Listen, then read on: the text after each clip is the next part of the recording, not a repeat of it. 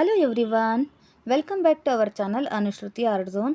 Friends, ಇವತ್ತಿನ ವಿಡಿಯೋದಲ್ಲಿ ನೀವು ನೋಡ್ತಾ ಇರೋದು ನೋಡಿ, ನಿಮ್ಮನೇಲಿ ಏನಾದರೂ ಹಳೆಯದಾಗಿರುವಂತಹ ಟೀ ಶರ್ಟ್ ಏನಾದರೂ ಇದ್ದರೆ ಯಾವುದೇ ಕಾರಣಕ್ಕೂ ಕೂಡ ಬಿಸಾಕಲಿಕ್ಕೆ ಹೋಗಲೇಬೇಡಿ. ಅದರಿಂದ ನಾನು ಒಂದು ಒಳ್ಳೆಯ ರೀತಿಯ ಉಪಯೋಗನ ತಿಳಿಸ್ಕೊಡ್ತಾ ಇದ್ದೀನಿ. ನೋಡಿ, ಟೀ ಶರ್ಟ್ ಏನಾದರೂ ಇನ್ನೂ ಒಳ್ಳೆ ಕಂಡೀಷನಲ್ಲಿ ಇದ್ದರೆ, ಲಡ್ ಆಗದೇ ಇದ್ದಿದ್ದರೆ, ಅಂದರೆ ಬಟ್ಟೆ ಲಡ್ ಆಗಿಲ್ಲ ಅಂದರೆ ಅದನ್ನು ಯೂಸ್ ಮಾಡಬಹುದು, ಬಿಸಾಕಲಿಕ್ಕೆ ಹೋಗ್ಬಿಡಿ. ನೋಡಿ, ಟೀ ಶರ್ಟ್ ಕಲೆ ಆಯಿತು ಅಂತನೋ ಅಥವಾ ಹಳೇದಾಯಿತು ಹಾಕಿ ಬೇಜಾರಾಯಿತು ಅಂತಲೋ ನಾವು ಬಿಟ್ಬಿಡ್ತೀವಿ ಅಲ್ವಾ.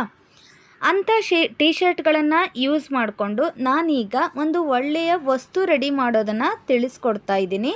ಸೊ ವಿಡಿಯೋನ ಸ್ಕಿಪ್ ಮಾಡ್ದೇ ಎಂಡ್ವರೆಗೂ ನೋಡಿ.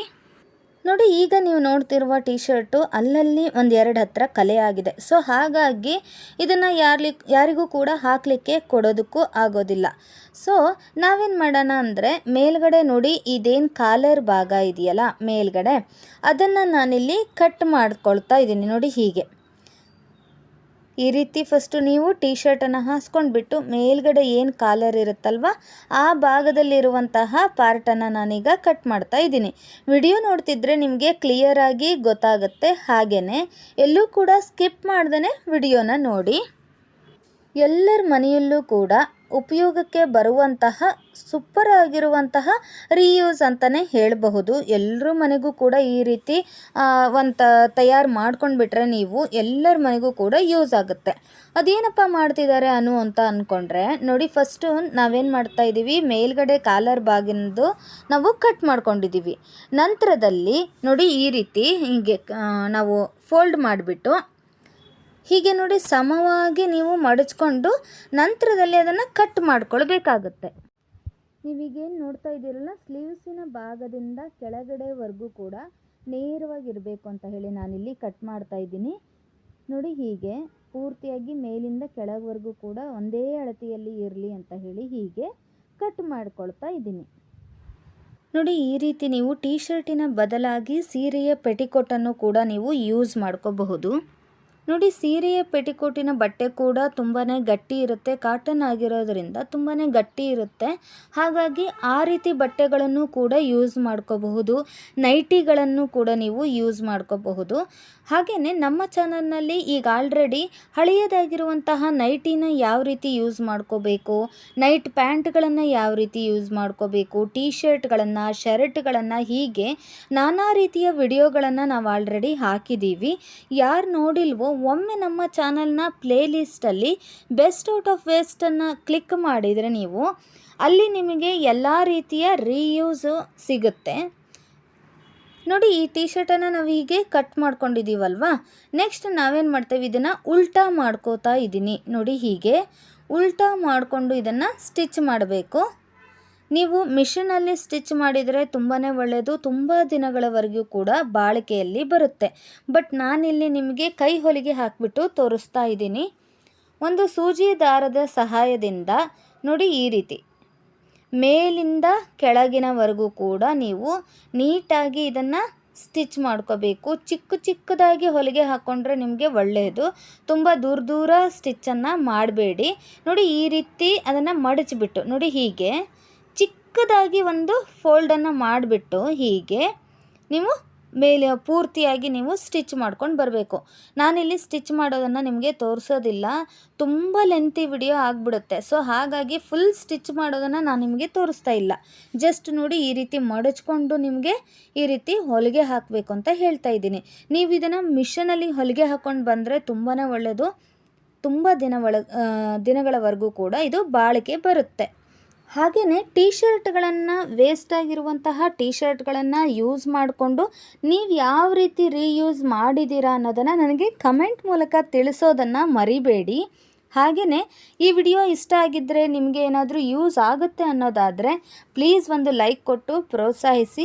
ಯಾರಾದರೂ ನಮ್ಮ ವಿಡಿಯೋನ ಸಬ್ಸ್ಕ್ರೈಬ್ ಮಾಡ್ದೇ ನೋಡ್ತಾ ಇದ್ದರೆ ನಮ್ಮ ಚಾನಲ್ನ ಸಬ್ಸ್ಕ್ರೈಬ್ ಮಾಡ್ಕೊಳ್ಳಿ. ಹಾಗೆಯೇ ಫೇಸ್ಬುಕ್ಕಲ್ಲಿ ನಮ್ಮ ಚಾನಲನ್ನು ನೋಡ್ತಾ ಇದ್ದರೆ ಪ್ಲೀಸ್ ನಮ್ಮ ಪೇಜನ್ನು ಫಾಲೋ ಮಾಡಿ. ಹಾಗೆ ನಿಮ್ಮ ಅನಿಸಿಕೆ ಅಭಿಪ್ರಾಯವನ್ನು ತಿಳಿಸೋದನ್ನು ಮರಿಬೇಡಿ. ವಿಡಿಯೋ ಇಷ್ಟ ಆದರೆ ಮರಿದೇನೆ ಒಂದು ಲೈಕ್ ಕೊಟ್ಟು ಪ್ರೋತ್ಸಾಹಿಸಿ. ನೋಡಿ, ಈಗ ಆಲ್ರೆಡಿ ನಾನು ಒಂದು ಸೈಡ್ ಪೂರ್ತಿಯಾಗಿ ನಾನು ಇದನ್ನು ಮಡಚ್ಕೊಂಡ್ಬಿಟ್ಟು ಹೊಲಿಗೆನ ಹಾಕ್ಕೊಂಡು ಬಂದಿದ್ದೀನಿ. ನೀವು ನೋಡ್ತಾ ಇರ್ಬೋದು, ಇವಾಗ ಒಂದು ಸೈಡ್ ಫುಲ್ ನೀಟಾಗಿ ಇದನ್ನು ಮಡಚ್ಕೊಂಡ್ಬಿಟ್ಟು ಹೊಲಿಗೆ ಹಾಕ್ಕೊಂಡಿದ್ದೀನಿ. ಇದೇ ರೀತಿಯೇ ನೀವು ಈ ಬದಿಯಲ್ಲೂ ಕೂಡ ಮಡಚ್ಕೊಂಡ್ಬಿಟ್ಟು ಹೊಲಿಗೆ ಹಾಕ್ಕೊಂಡು ಬರಬೇಕು. ನೋಡಿ, ಈ ರೀತಿ ಚಿಕ್ಕದಾಗಿ ಮಡಚಿಬಿಟ್ಟು ಹೊಲಿಗೆ ಹಾಕ್ಕೊಂಡು ಬರಬೇಕು. ಈ ರೀತಿ ಹೊಲಿಗೆ ಹಾಕ್ಕೊಂಡು ಬಂದು ನಿಮಗೆ ತೋರಿಸ್ತೀನಿ. ಹೊಲಿಗೆ ಹಾಕೋದನ್ನು ಕೂಡ ತೋರಿಸಿದರೆ ತುಂಬಾ ಲೆಂತಿ ವಿಡಿಯೋ ಆಗಿಬಿಡುತ್ತೆ, ಹಾಗಾಗಿ ನಾನು ಇಲ್ಲಿ ತೋರಿಸ್ತಾ ಇಲ್ಲ.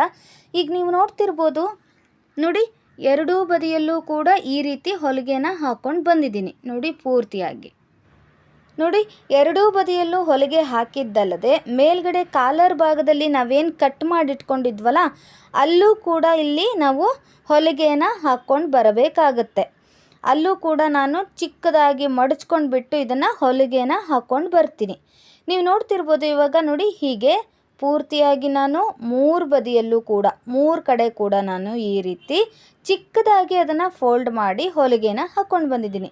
ನಂತರ ನಾವೇನು ಉಲ್ಟಾ ಮಾಡಿಟ್ಕೊಂಡಿದ್ವಲ್ಲ ಟೀ ಶರ್ಟನ್ನು, ಅದನ್ನು ಸೀದಾ ಮಾಡಬೇಕಾಗತ್ತೆ. ನೋಡಿ ಹೀಗೆ ಪೂರ್ತಿಯಾಗಿ ಇದನ್ನು ಸೀದಾ ಮಾಡಿ ಇಟ್ಕೊಂಡಿದ್ದೀನಿ. ನಂತರ ಇದೇನಕ್ಕಪ್ಪ ಯೂಸ್ ಆಗುತ್ತೆ, ಇದರಿಂದ ನೀವು ಏನು ಮಾಡ್ತಿದ್ದೀರಾ ಅಂತ ಹೇಳಿ ಕೇಳಬಹುದು. ಫುಲ್ ವಿಡಿಯೋ ನೋಡಿದರೆ ನಿಮಗೆ ಅರ್ಥ ಆಗುತ್ತೆ. ಕಾಲರ್ ಭಾಗದಲ್ಲಿ ನಾವೇನು ಕಟ್ ಮಾಡಿ ಇಟ್ಕೊಂಡಿದ್ವಲ್ಲ, ಸ್ಲೀವ್ಸು ಮತ್ತು ಕಾಲರು, ಅದರದ್ದೇ ಒಂದಾದಂತಹ ಸ್ವಲ್ಪ ನೋಡಿ ಈ ರೀತಿ ಪಟ್ಟಿನ ರೆಡಿ ಮಾಡಿಟ್ಕೊಂಡಿದ್ದೀನಿ. ಈಗ ಇದಕ್ಕೆ ಅಟ್ಯಾಚ್ ಮಾಡಬೇಕಾಗತ್ತೆ. ನೋಡಿ ಈ ರೀತಿ ಫಸ್ಟು ಟೀ ಶರ್ಟನ್ನು ನೀಟಾಗಿ ಹಾಸ್ಕೊಂಡ್ಬಿಟ್ಟು ಅದರ ಮೇಲೆ ನೋಡಿ 2 ಪಟ್ಟಿನ ರೆಡಿ ಮಾಡಿಕೊಂಡು ನಾನು ಇದನ್ನು ಅಟ್ಯಾಚ್ ಮಾಡ್ತಾ ಇದ್ದೀನಿ. ನೋಡಿ ಈ ರೀತಿ ನೀಟಾಗಿ ಹಾಸ್ಕೊಂಡ್ಬಿಟ್ಟು ಕರೆಕ್ಟಾಗಿ ನೋಡಿ ಈ ರೀತಿ ಕಸಿ ರೀತಿಯಲ್ಲಿ ಈ ಬ್ಯಾಗಿಗೆಲ್ಲ ಹೊಲಿತೀವಲ್ಲ, ಅದೇ ರೀತಿಯಲ್ಲಿ ನೀವು ಇದನ್ನು ಹೀಗೆ ಅಟ್ಯಾಚ್ ಮಾಡಬೇಕು. ಎರಡೂ ಬದಿಯಲ್ಲೂ ಕೂಡ ಹೀಗಿಟ್ಕೊಂಡ್ರೆ ನಿಮಗೆ ಅದು ಪ್ಲೇಸ್ ಕರೆಕ್ಟಾಗಿ ಆಗುತ್ತೆ ನಿಮಗೆ ಅದನ್ನು ಅಟ್ಯಾಚ್ ಮಾಡಲಿಕ್ಕೆ. ಹಾಗಾಗಿ ನಾನು ಇದನ್ನು ಫೋಲ್ಡ್ ಮಾಡಿದ್ದೀನಿ.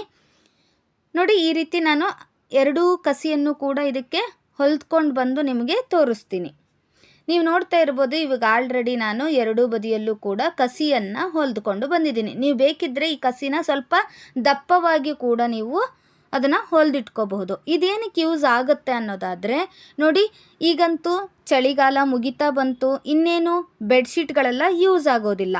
ಆ ಬೆಡ್ಶೀಟ್ಗಳನ್ನೆಲ್ಲ ಹಾಗೇ ಮೇಲ್ಗಡೆ ಎತ್ತಿಡೋ ಬದಲು ಈ ರೀತಿ ನೋಡಿ ನೀವು ಬ್ಯಾಗನ್ನು ರೆಡಿ ಮಾಡಿಬಿಟ್ಟು ಅವುಗಳಲ್ಲಿ ಬೇಡವಾಗಿರುವಂತಹ ಬೆಡ್ಶೀಟ್ಗಳನ್ನು ಅಥವಾ ಸ್ವೆಟರ್ಗಳನ್ನು ನಾವು ತೆಗೆದು ಮೇಲ್ಗಡೆ ಇಡಬಹುದು. ಅಥವಾ ಹಳೆ ಬಟ್ಟೆಗಳನ್ನು ನೀವು ಇದರೊಳಗಡೆ ಹಾಕಿಬಿಟ್ಟು ತೆಗೆದಿಡಬಹುದು. ಅದು ಕೊಳೆ ಕೂಡ ಆಗೋದಿಲ್ಲ, ಹಾಗೆ ನೀಟಾಗಿ ಕೂಡ ಇರುತ್ತೆ.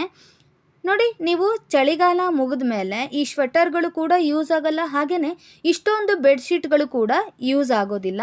ಸೊ ದಪ್ಪ ಬೆಡ್ಶೀಟ್ಗಳನ್ನು ಸ್ವೆಟರ್ಸ್ಗಳನ್ನು ನೀವು ವಾಶ್ ಮಾಡಿಬಿಟ್ಟು ಇದರೊಳಗಡೆ ಹಾಕಿ ತೆಗೆದಿಟ್ಬಿಟ್ರೆ ಮತ್ತೆ ನೀವು ಇದನ್ನು ಚಳಿಗಾಲಕ್ಕೆ ತೆಕ್ಕೊಂಡು ಯೂಸ್ ಮಾಡಬಹುದು. ನೋಡಿ ಈ ರೀತಿ ಬ್ಯಾಗನ್ನು ರೆಡಿ ಮಾಡಿಟ್ಕೊಂಡ್ರೆ ಎಷ್ಟೊಂದು ಬಟ್ಟೆಗಳು ಒಂದೇ ಈ ರೀತಿ ಬ್ಯಾಗಲ್ಲಿ ಹಿಡಿಯುತ್ತೆ. ಅಥವಾ ನೀವು ಹಳೆ ಬಟ್ಟೆಗಳನ್ನು ಹಾಕಿಟ್ರೂ ಕೂಡ ಒಂದೇ ಕಡೆ ನಿಮಗೆ ಈ ರೀತಿ ಸ್ಟೋರ್ ಮಾಡಿ ಇಡಬಹುದು. ಈಗ ನೀವು ನೋಡಬಹುದು, ಅದರಲ್ಲಿ ಸ್ವೆಟರ್ಸ್ ಆಗಲಿ ಅಥವಾ ಈ ಥರ ಹೊದಿಯುವಂತಹ ಬೆಡ್ಶೀಟ್ಗಳನ್ನಾಗಲಿ ಎಷ್ಟೊಂದು ಹಾಕಿಟ್ಟಿದ್ದೀವಿ ಅಂತ ಹೇಳಿ.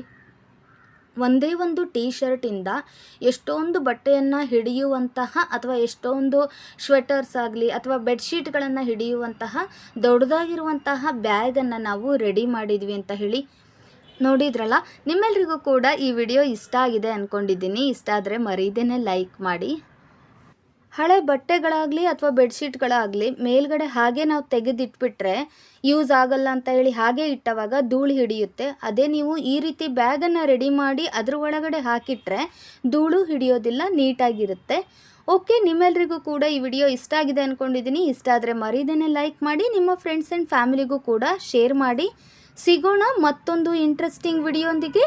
ವಿಡಿಯೋ ನೋಡಿದ್ದಕ್ಕಾಗಿ ಧನ್ಯವಾದಗಳು.